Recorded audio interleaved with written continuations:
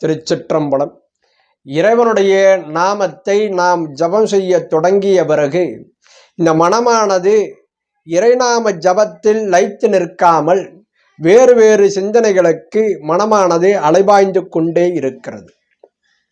இதற்கு என்ன காரணம் எனில், இறைநாம ஜபத்தின் போது மனதிற்கு நாம் ஒன்றிற்கு மேற்பட்ட பணிகளை வழங்குவதே. இந்த இறைநாம ஜபம் செய்கின்ற பொழுது நம்முடைய மனமானது ஜபமாலையை நகர்த்த வேண்டும் என்பதிலும் மனம் செல்லும், இறைவனுடைய நாமத்தை சொல்ல வேண்டும் என்பதிலும் மனம் செல்லும், இறைவனுடைய உருவத்தை கற்பனை செய்ய வேண்டும் என்பதிலும் மனம் செல்லும். ஆகவே ஒரு குறிப்பிட்ட கால எல்லை ஜபத்திற்கு பிறகு இந்த மனம் இந்த மூன்றையும் விட்டுவிட்டு வேறொரு சிந்தனைக்கு சென்று விடுகிறது. இதற்கு முக்கிய காரணம் என்னவெனில், நாம் என்ன நினைக்கிறோம், இறைவனுடைய உருவம் வேறு இறைவனுடைய நாமம் வேறு என்று நினைப்பதே அதற்கு முக்கிய காரணம். இது முற்றிலும் தவறான சிந்தனை.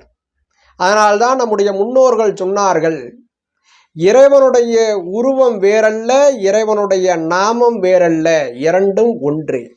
இறைவனுடைய தூள திருமேனிதான் இறைவனுடைய நாமமாக விளங்குகிறது. அதனால் இறைவனுடைய நாமத்தை நாம் ஜபம் செய்கின்ற பொழுது இறைவனுடைய உருவத்தை நாம் கற்பனை செய்ய வேண்டிய அவசியமில்லை.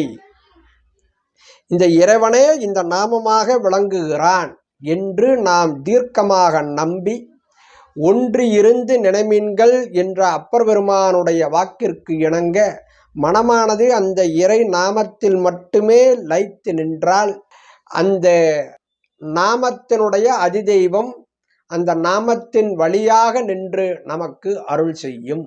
திருச்சிற்றம்பலம்.